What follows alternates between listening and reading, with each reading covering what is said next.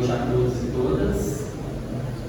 Meu nome é Marcelo, sou colaborador aqui da casa e hoje estou aqui para conversar com vocês acerca do papel do Espiritismo na educação infantil.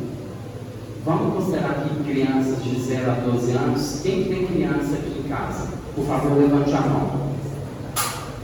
A grande maioria da plateia, né? Então, acho que alguma ou outra informação que vocês vão ver que é a rotina prática de cada um de nós.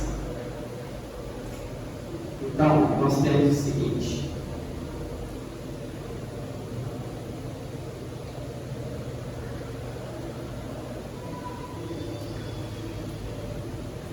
Vou passar por outra tradicional, vou fazer aqui direto no computador. Então, nós temos que sim, a concepção do que é uma criança, ela varia bastante ao longo do tempo e do espaço. Então, as diferentes civilizações, as diferentes épocas, elas sempre tiveram definições diferentes do que é uma criança.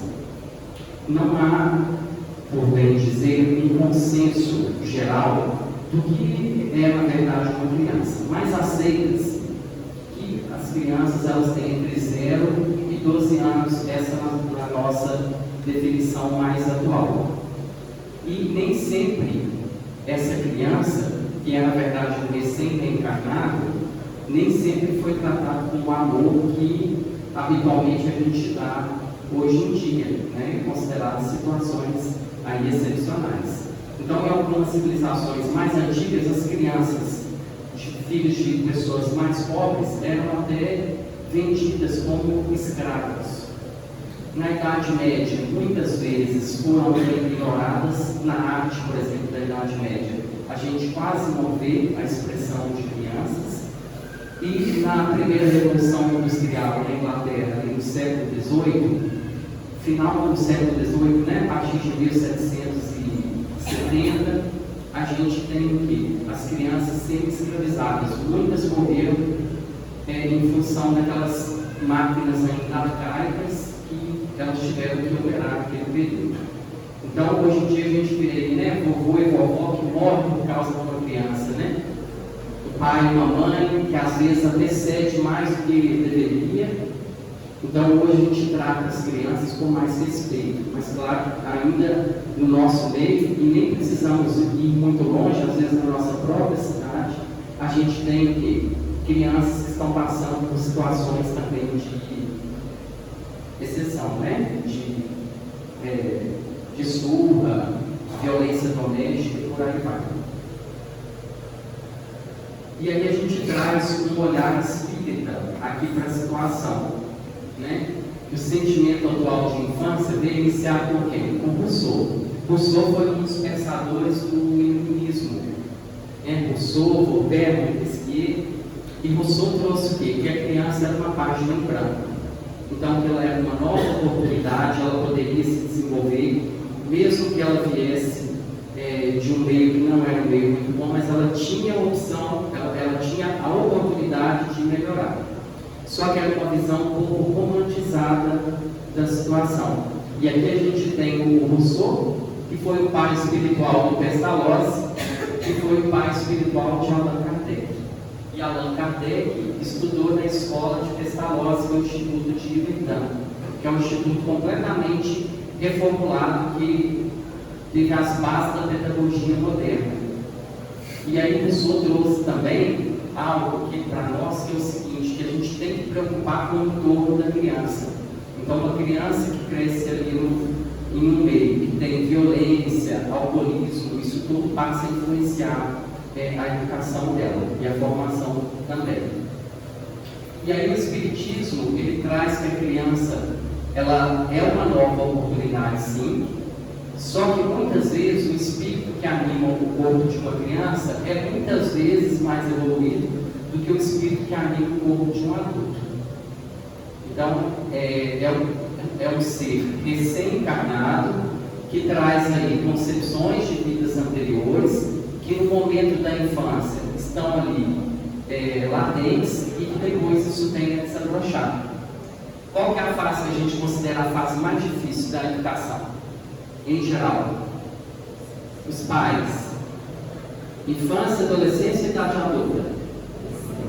adolescência. Por quê? Porque aí entra uma outra questão, que é a glândula pineal, que é uma glândula pequena que fica próxima à região cerebral, é a glândula que produz um hormônio chamado melatonina, que no período da adolescência, essa glândula tem compressões calcárias que começam a transitar o quê? Informações do plano espiritual para o plano material e do plano material para o plano espiritual. Então, essa glândula, nessa fase, ela vem trazer o quê? As tendências. Então, ela começa a desabrochar e trazer aquelas informações que estavam latentes e que não apareciam. E daí começam a aparecer os conflitos, né? Aquela dificuldade que às vezes os pais têm com a educação dos filhos na adolescência. Por quê? Porque a glândula pineal começa a trazer à tona situações que estavam o quê? Aquecidas, latentes lá no perispírito. E aí começa a trazer isso de volta aqui para o plano material.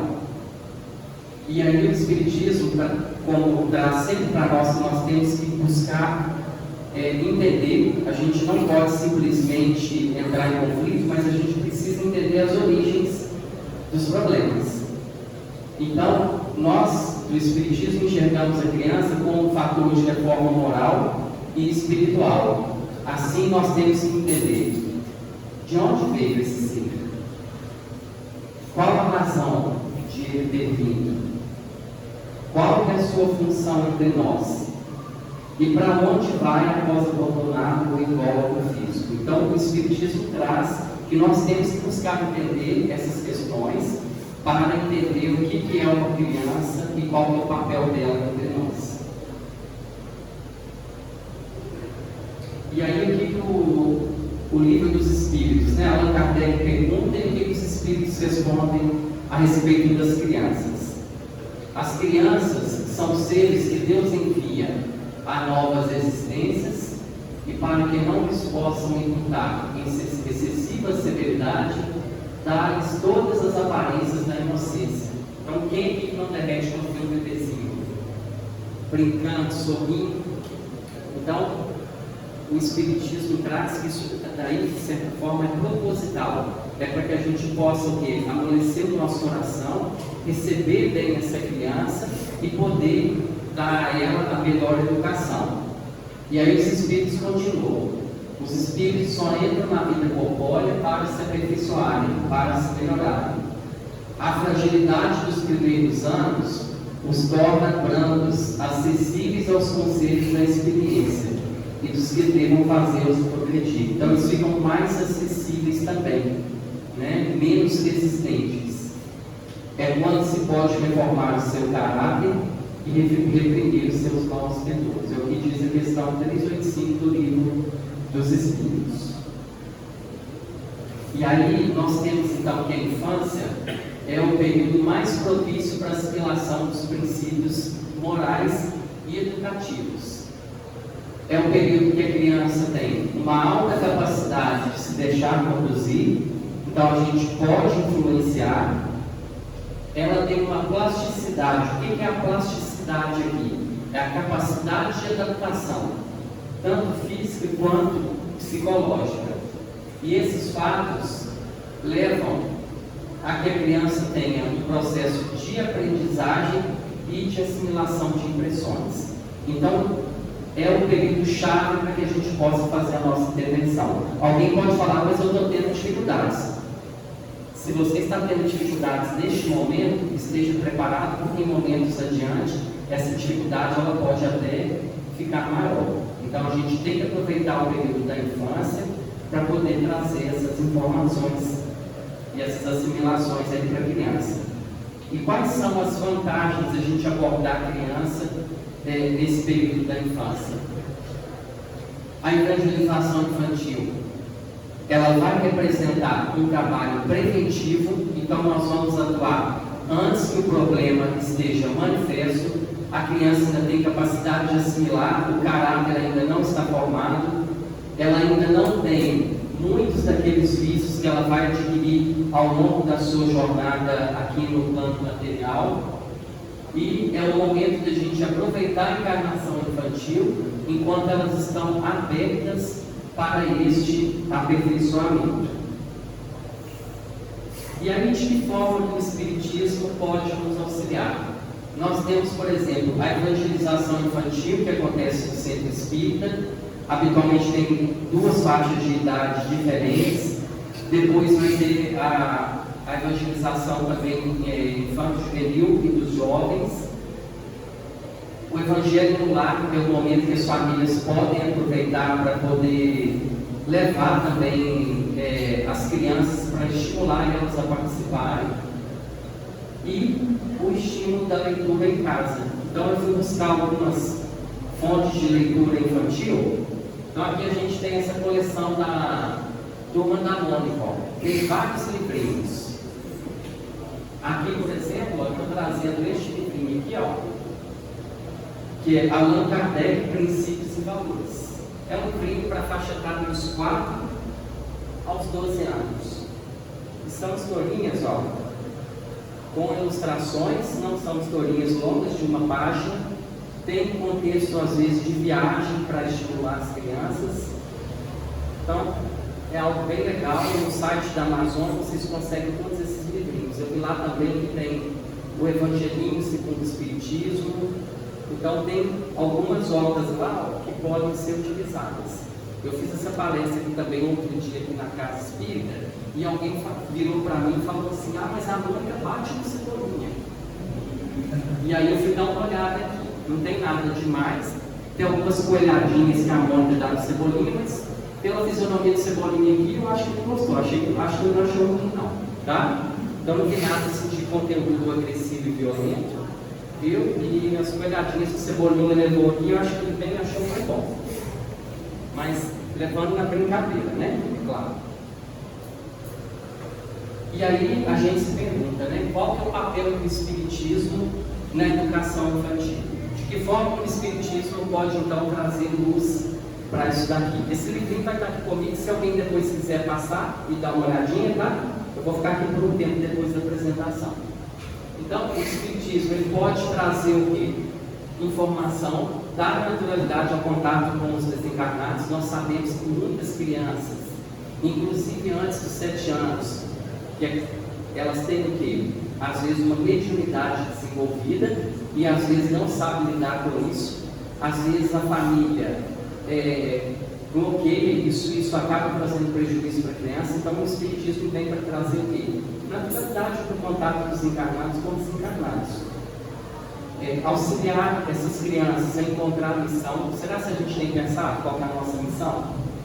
Muitas vezes a gente entra aí nessa correria, né, do dia a dia, trabalho, família, casa, e a gente acaba esquecendo da nossa missão. Então o Espiritismo ele vem sempre trazer essa informação. Nós não estamos aqui de passeio.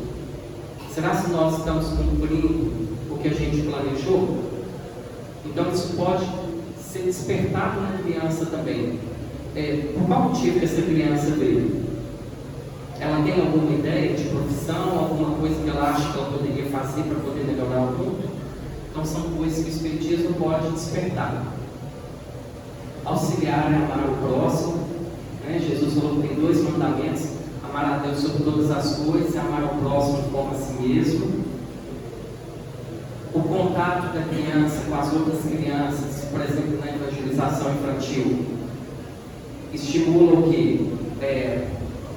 Ensinar essa criança a dividir as coisas, combater o egoísmo, fortalecer o caráter, que é uma outra coisa que é muito importante na formação dessa criança, e ensinar e estimular a orar, né? Então a gente senta ali à noite, sentar com essa criança, orar, passar as boas percepções para ela e trazer isso a uma percepção agradável que deve ser estimulada.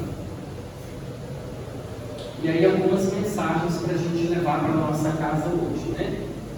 Que o período da infância representa uma janela de oportunidade para que essas assimilações possam ser percebidas por essa criança, e isso vai influenciar na evolução dela enquanto ser encarnada.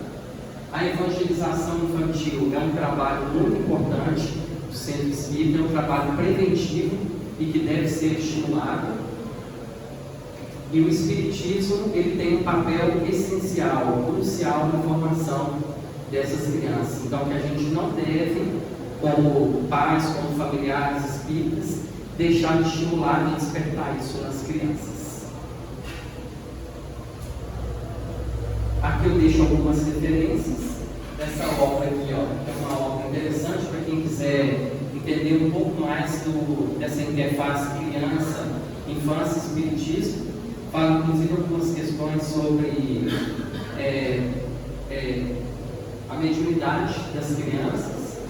Alguns textos do jornal Consolador também sempre traz informações interessantes aí para nós. Era isso que eu tinha para conversar com vocês aqui. Que todos tenham uma boa noite e que possam voltar hoje para casa munidos de algum conhecimento para poder transitar isso aí para as crianças. Uma boa noite a todos.